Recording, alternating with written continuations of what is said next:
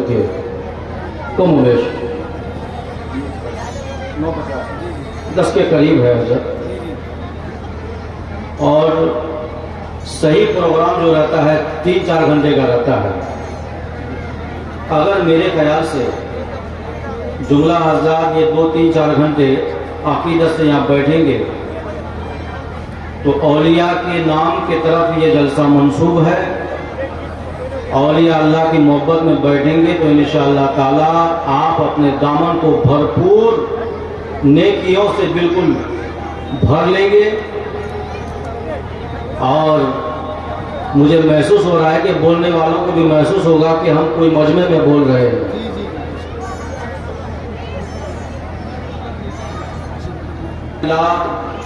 मोजज़तुम मिन मोजज़ात रसूलिल्लाह, आइनुल करम ज़ैनुल अजम मुजद्दिद आज़म सरकार सैयदना इमाम अहमद रज़ा खान फाज़िल बरेलवी अलैहि रहमत व रिज़वान इरशाद फरमाते हैं, तो जहाँ आला हज़रत का कलम उठता है तो आला हज़रत जब नबी की शान में पढ़ते हैं तो वो नात होती है।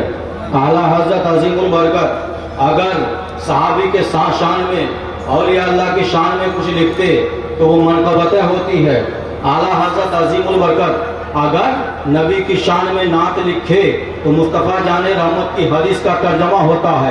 अगर आला हज़रत मुस्तफ़ा जाने रहमत सल्लल्लाहु अलैहि वसल्लम की शान में लिखे तो कुरान का तर्जमा होता है। अगर आला हज़रत अज़ीमुल बरकत किसी वली के शान में कलम उठाए और तहरीर फरमाए तो आला हज़रत अज़ीमुल बरकत की जो मनक़बत होती है लिखी हुई, तो जिस वली की शान में मनक़बत होती है तो आला हज़रत अज़ीमुल बरकत की लिखी हुई मनक़बत उस वली के जिंदगी की हर करामत की तारीफ होती है, उस पर एक रोशनी होती है। तो अज़ीज़ान मिल्लत इस्लामिया, तो मैं शुरू से शुरू कर देता हूँ कि तमाम वलियों के बादशाह, तमाम वलियों के शहनशाह बगदाद, पीरे पीरा मीरे मीरा शाह जिला सरकार सैयदना गौसे समदानी कुतुब रब्बानी पीराने पीर रोशन ज़मीर सरकार सैयदना अब्दुल कादिर जिलानी बड़े पीर दस्तगीर की बारगाह में आला हज़रत अज़ीमुल बरकत लिखते हैं। और क्यों लिखते हैं? इसलिए लिखते हैं कि अज़ीज़ान गिरामी वक़ार, जब कोई इंसान हज बैतुल्लाह के लिए जाता है, मक्का और मदीना जाता है, तो जब मक्का शरीफ की हाज़िरी होती है तो मक्का शरीफ की हाज़िरी के बाद अगर कोई आलिम पहुंचता है तो खाने काबा का तवाफ करता है।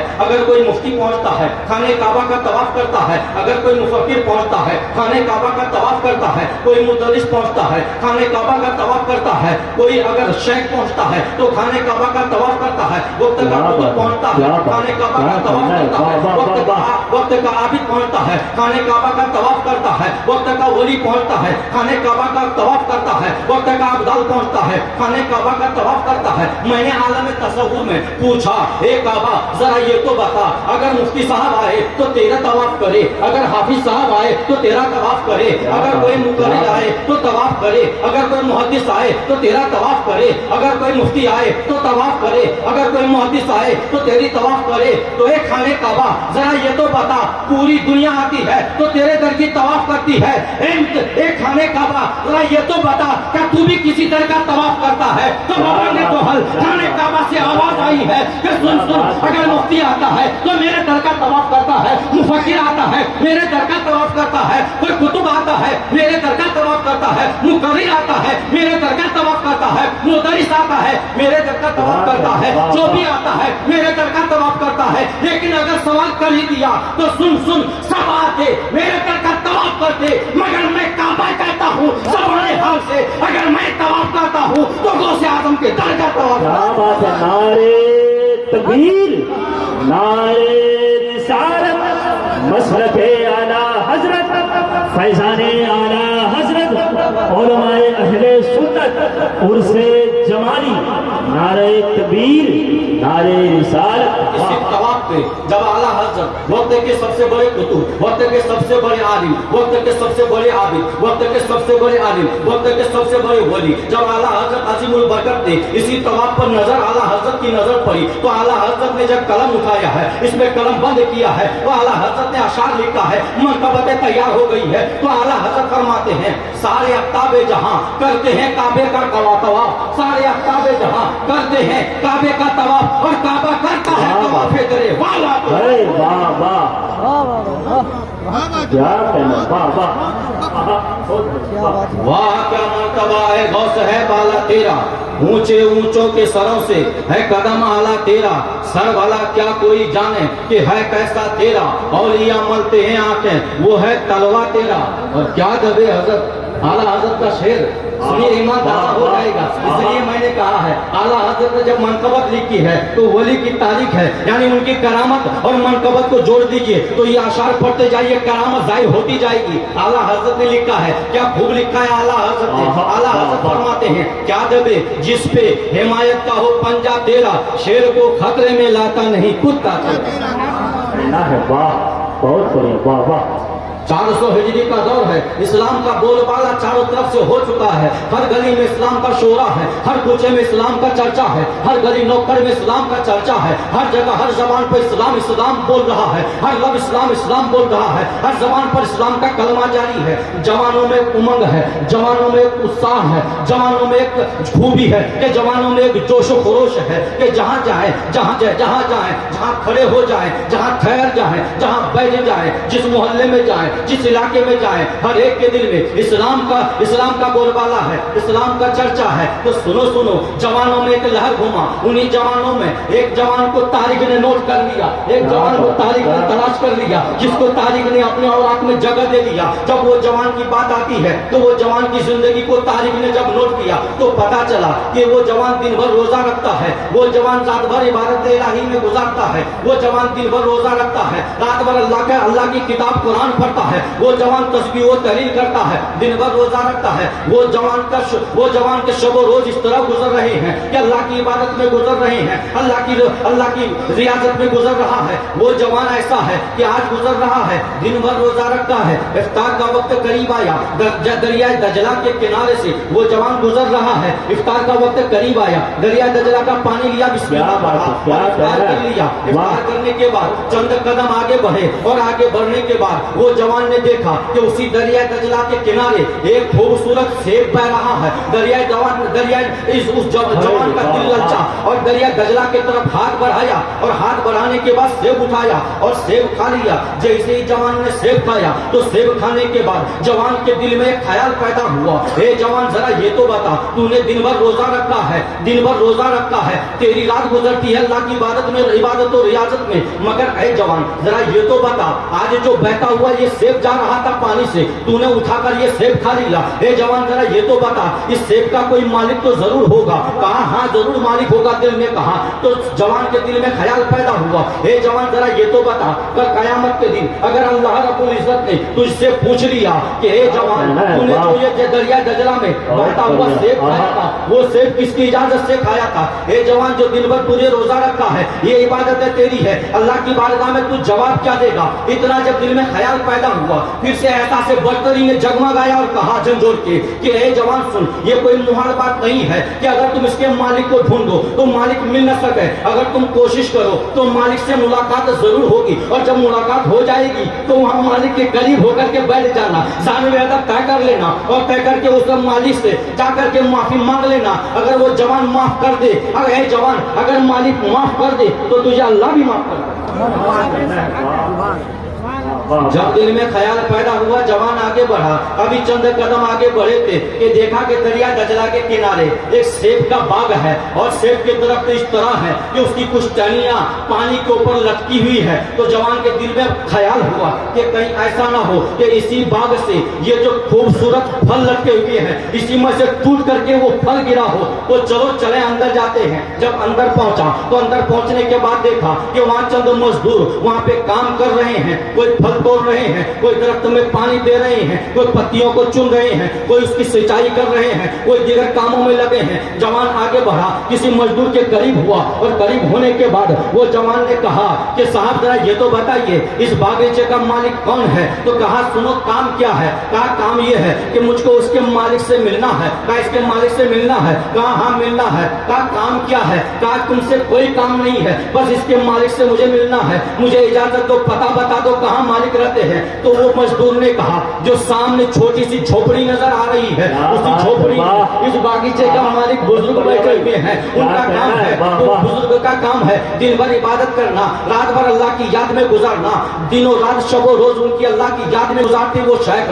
जाओ उस कुटी के अंदर, उस झोपड़ी के अंदर, इस बागीचे का मालिक शेख बैठे हुए हैं। जवान आगे बढ़ा, आगे बढ़ने के बाद जवान जैसे करीब पहुंचा, तो जवान का करीब पहुंचना था, ऐसा करीब पहुंचा कि कुटी के करीब पहुंचा और झोपड़ी के करीब जैसे ही पहुंचा तो शेख की नजर जवान पर पड़ी।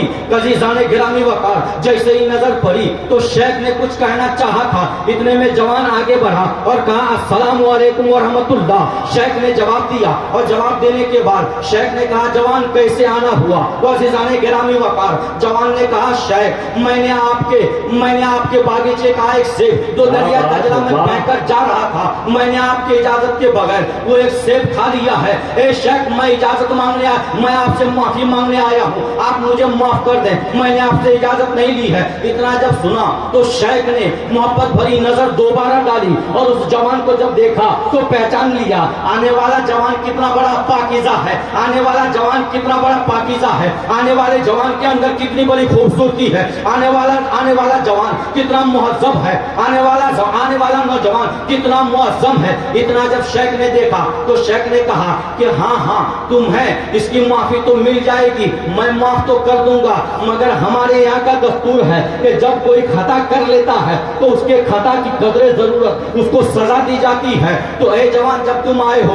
तो मैं माफी तो मिल ही जाएगी, मगर ए जवान मैं कहना चाहता हूँ कि मेरी एक शर्त है, अगर उस शर्त को तुम कबूल करोगे तो तुम्हें माफ कर दिया जाएगा। तो जवान ने कहा या शेख वो शर्त क्या है? तो जवान ने जैसे ही कहा तो शेख ने कहा तुझे माफी मिलेगी, वो शर्त ये है इस बागीचे की तुझको 2 साल तक रखवाली करनी पड़ेगी, अगर तुम कबूल करते हो तो तुम्हें 2 साल के बाद माफी मिल जाएगी। जवान ने बगैर सोचा और सोचने के बाद बिना सोच के जवान ने जवाब दिया या शेख मुझे मंजूर है, मैं 2 साल रखवाली करूंगा। जवान अपने काम में लग गया, जवान दिन भर रोजा रखता है, दिन भर जवान उस बागीचे की रखवाली कर रहा है, कभी दरख्तों को सिंचाई कर रहा है, कभी पानी डाल रहा है, कभी पत्तियां चुन रहा है, कभी टहनियां तोड़ रहा है, दरख्त के बागीचे में मुकम्मल रखवाली कर रहा है। 1 दिन का अर्सा गुजर गया, 2 दिन का गुजर गया, 1 हफ्ता गुजर गया, 2 हफ्ते गुजर गए, महीने गुजर गए, साल गुजर गया, 2 साल गुजर गया। जब 2 साल पूरे हुए तो जवान सोच रहा है कि शेख आप मुझको आवाज देंगे, शेख आप मुझको बुलाएंगे कि 2 साल तो तुम्हारे पूरे हो चुके हैं, 2 साल तुमने मुकम्मल कर लिया है, मेरी शर्त पूरी हो गई है, अब मुझको शेख बुलाएंगे। मगर शेख कहाँ बुला रहे हैं, शेख तो बुला नहीं रहे हैं। 1 दिन गुजर गया, 2 दिन गुजर गया, 3 दिन गुजर गए, 4 दिन गुजर गए, जब 5-6 दिन गुजर गए तो जवान हिम्मत करके चंद कदम आगे बढ़ाए और शेख की कुटी के सामने पहुंचा। और जवान जब वहां पहुंचा शेख को सलाम किया, सलाम करने के बाद शेख ने कहा जवान कैसे आना हुआ? तो शेख ने कहा जवान कैसे आना हुआ? तो जवान ने कहा या शेख मैंने अपनी शर्त पूरी कर दी, 2 साल रखवाली कर ली, शेख मेरी शर्त पूरी हो गई है, अब मुझे माफी दे देना चाहिए, मुझे माफ कर देना चाहिए, मेरी शर्त अदा हो गई है, कुर्बान जाइए। जब जवान ने इतना कहा तो शेख ने सुना, शेख सुनने के बाद शेख ने कहा हे जवान हाँ वादे के मुताबिक तुमने शर्त पूरी तो कर दी है, वक्त तुम्हारा पूरा हो गया है, मगर जवान मैंने तुम्हारी दिन की इबादत को भी देखा है, तुम्हारी रात की इबादत को भी देखा है, तुम्हारे पाँव का पाकीज़ा माहौल भी देखा है, तुम्हारे चेहरे का तकद्दुस भी देखा है, तुम्हारे हाथों का पाकीज़ा माहौल भी देखा है, मगर ऐ जवान सुन, मेरा दिल चाहता है एक शर्त छोटी सी एक शर्त और है, इस शर्त को अगर पूरी कर लो तो मुकम्मल माफी तुझे मिल जाए। जवान ने कहा या शेख वो दूसरी शर्त क्या है? तो जवान ने जैसे ही कहा तो शेख ने कहा हे जवान वो दूसरी शर्त ये है कि सुनो मेरे घर में मेरी एक अकलौती बेटी है, उसके अलावा कोई नहीं है मेरा। हे जवान सुन, जो घर में मेरी बेटी है सुनो, वो मेरी बेटी ऐसी है जो दोनों पांव की लंगड़ी है, मेरी बेटी ऐसी है जो दोनों हाथों की नूंजी है, मेरी बेटी ऐसी है जो जबान की गूंगी है, मेरी बेटी ऐसी है जो दोनों आंखों की अंधी है, मेरी बेटी ऐसी है जो दोनों कानों की बहरी है। ऐ जवान, मैं चाहता हूँ कि मेरी उस मासूम बच्ची का रिश्ता निकाह